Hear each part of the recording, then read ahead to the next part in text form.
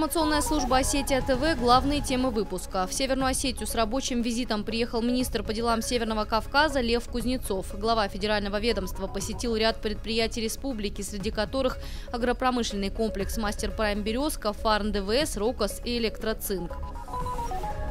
Новые назначения во Владикавказской администрации. Сегодня на втором заседании недавно избранной городской думы назначили заместителей главы муниципального образования. Джип-спринт памяти Героя России Заура Джибилова прошел в республике. Участие в гонке приняли спортсмены из Северной и Южной Осетии, Кабардино-Балкарии, Чечни, Дагестана и Ставропольского края. Эти и другие темы далее подробно. Один из самых крупных агропромышленных комплексов Северной Осетии. Здесь занимаются разведением крупного рогатого скота и производством молочной продукции.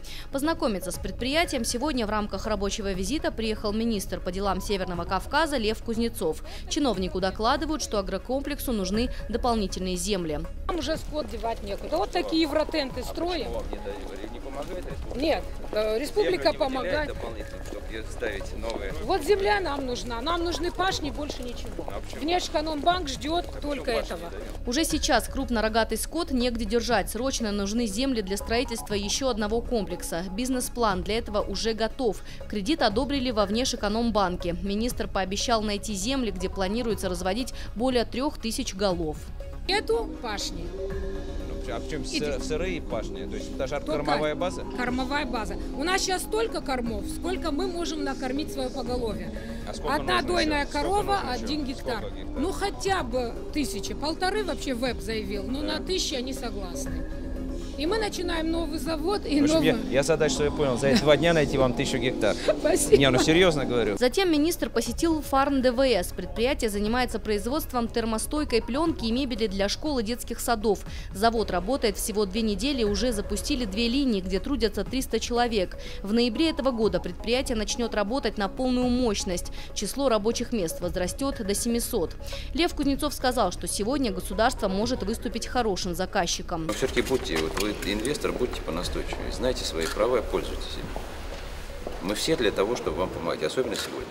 Российский производитель сегодня, особенно по программам импортозамещения, по созданию рабочих мест, это и есть наш приоритет.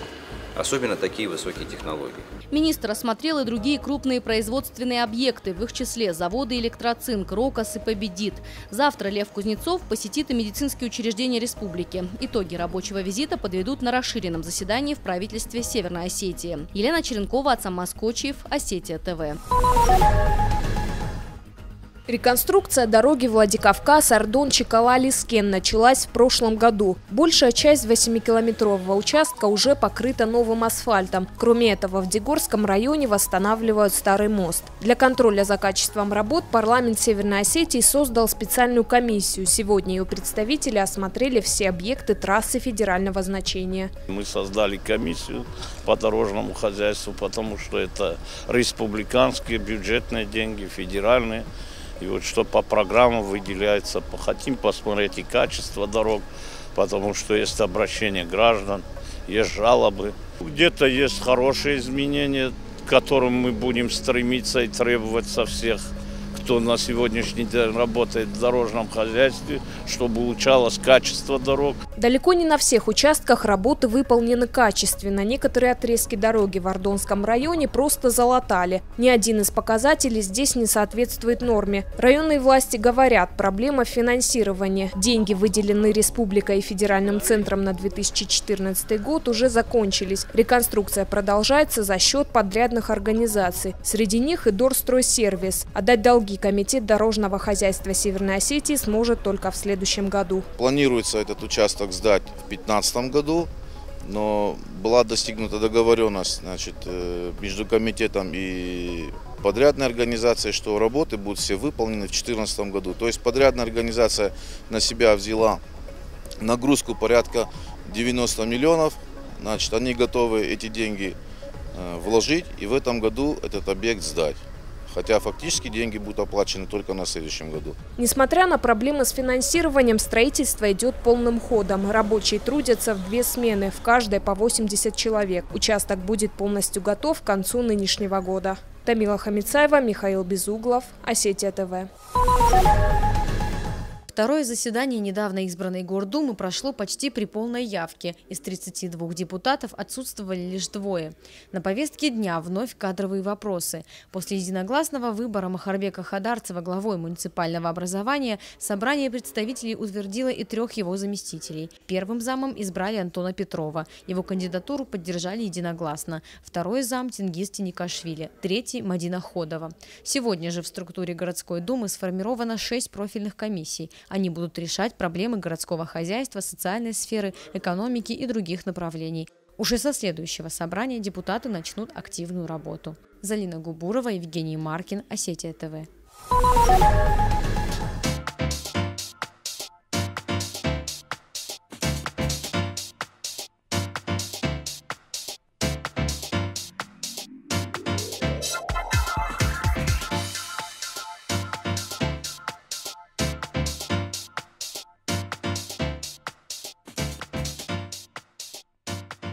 Веселый старт студенческой жизни. Самые спортивные и азартные первокурсники Северо-Осетинского государственного университета стали участниками веселых стартов. Всего 20 команд со всех факультетов.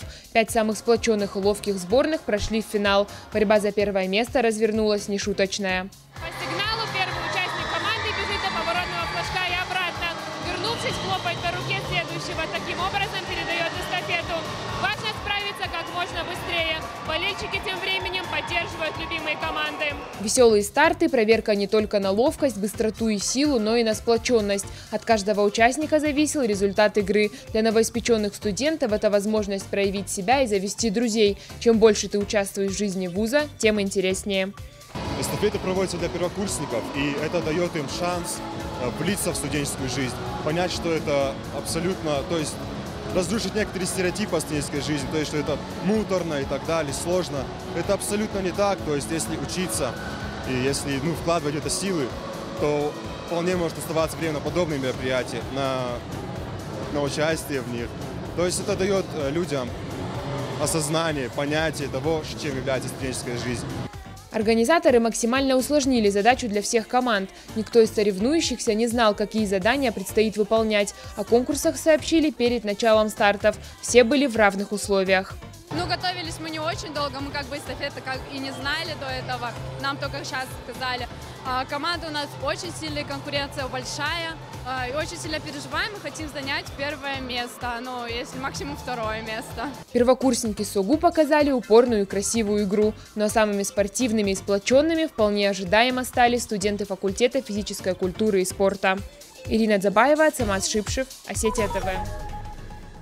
Соревнования по джип-спринту состоялись в Северной Осетии. Турнир проходил в памяти о герое России Зауре Джибилове. Участие приняли гонщики из Северной и Южной Осетии, Кабардино-Балкарии, Чечни, Дагестана и Ставропольского края.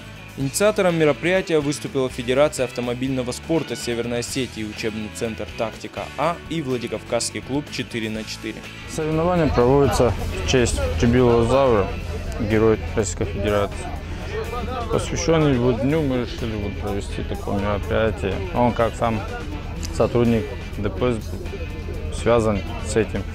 И решили организовать в честь него джип-спринт. Во время соревнований безопасность на автодроме обеспечивали сотрудники ГИБДД и МЧС, в частности главный автоинспектор республики и президент Федерации автомотоспорта Северной Осетии Хасан Бекузаров. Я хочу пожелать каждой команде, каждому участнику достойно выступить, показать свои навыки вождения. Вот здесь вы можете показать свои навыки, свой опыт вождения. На дорогах все-таки надо соблюдать правила дорожного движения, поэтому убедительная просьба не допускать самим эти нарушения и своих друзей, своих близких тоже призывать к этому, чтобы мы не терялись. Нас и так не так уж много, чтобы каждый год столько людей терять на наших дорогах.